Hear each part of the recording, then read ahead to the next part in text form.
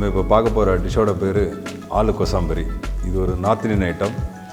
இது எப்படி பண்ணுறது அப்படின்றத பார்ப்போம். அதுக்கு முன்னாடி இதோட தேவையான பொருட்களை பார்த்துட்டு வருவோம். சின்ன உருளைக்கிழங்கு 250 கிராம், ஜீரகம் 1/2 டேபிள் ஸ்பூன், பொடியாக நறுக்கிய பச்சை மிளகாய் 20 கிராம், பொடியாக நறுக்கிய பூண்டு 10 கிராம், பொடியாக நறுக்கிய வெங்காயம் 50 கிராம், பொடியாக நறுக்கிய தக்காளி 50 கிராம், மிளகாய்த்தூள் 1 டேபிள் ஸ்பூன், தனியாத்தூள் 1 டேபிள் ஸ்பூன், மஞ்சள் தூள் 1/2 டீஸ்பூன், ஜீரகப்பொடி 1 சிட்டிகை, சில்லி ஃப்ளேக்ஸ் 1/2 டீஸ்பூன், வேர்க்கடலை பொடி 15 கிராம், எள்ளுப்பொடி 15 கிராம், வெல்லம் 20 கிராம், சமையல் எண்ணெய் தேவையான அளவு, உப்பு தேவையான அளவு. இப்போ வாங்க இந்த ஆலு கொசாம்பரி எப்படி பண்ணுறது அப்படின்றத பார்ப்போம். நான் சொன்ன மாதிரி அந்த சின்ன உருளைக்கிழங்கு நம்ம பாயில் பண்ணி தோல் உரித்து எடுத்து வச்சுருக்கோம்.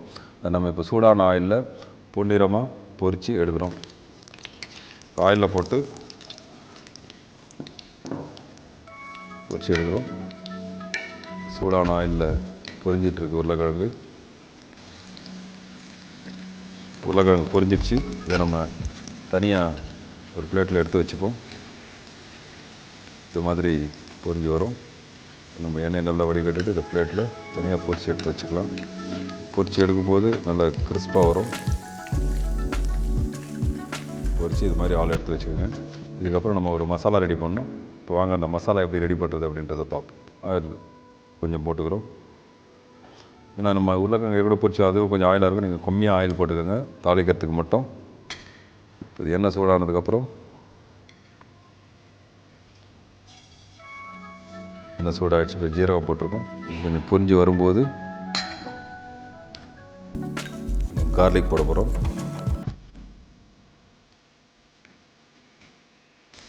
கார்லிக் ஜீரகம் வதங்கி வந்துடுச்சு. இப்போ நம்ம சாப் பண்ணி வச்சுருக்கிற பச்சை மிளகாய் போடுறோம்.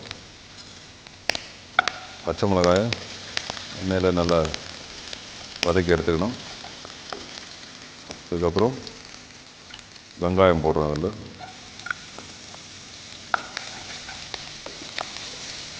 வெங்காயம் ஓரளவு வதங்கினதுக்கப்புறம் நம்ம இதில் மஞ்சள் தூள், கொஞ்சமாக மிளகாய் பொடி, தனியாத்தூள், ஜீரகப்பொடி இது போட்டு எல்லாத்தையும் போடுற மாதிரி வதக்கி எடுத்துக்கிறோம். வதங்கி வந்துடுச்சு.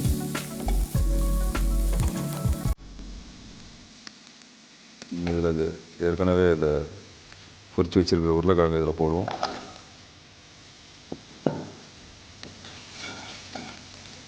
மசாலா எல்லா உருளைக்கிழங்குலையும் போடுற மாதிரி நல்லா வதக்கி எடுக்கணும்.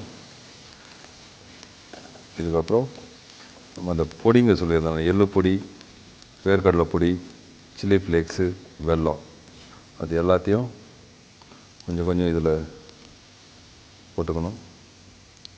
இது எள்ளு பொடி, அடுத்தது கொஞ்சம் வேர்க்கடலை பொடி, காரத்துக்காக சொல்லியிருந்தேன் சில்லி ஃப்ளேக்ஸு, இது கொஞ்சம் வித்தியாசமான காரம் கொடுக்கும். இது ரொம்ப நம்ம சில்லி ஃப்ளேக்ஸு, மிளகாத்தூள், பச்சை மிளகாலாம் போட்டால் அதில் கொஞ்சம் கடைசியாக கொஞ்சமாக வெல்லம் போட்டுக்கணும். அது ஒரு மாதிரி அதோட காரத்தை கொஞ்சம் கண்ட்ரோல் பண்ணி இது மாதிரி ட்ரை ஃப்ரைடாக வரும். பாருங்கள், ஜென்ரலாக பொரியல் மாதிரி பண்ணுவோம்.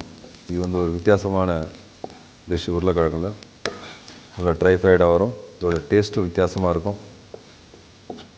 இப்போ உங்களுக்கு ஆலு கொசாம்பரி ரெடி ஆகிடுச்சு.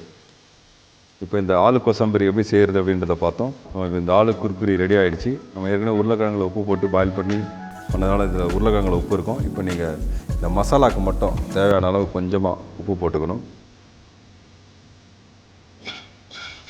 இது ரெடி ஆகிடுச்சு. நல்லா ட்ரை ஃப்ரைட் போட்டுட்டோம்.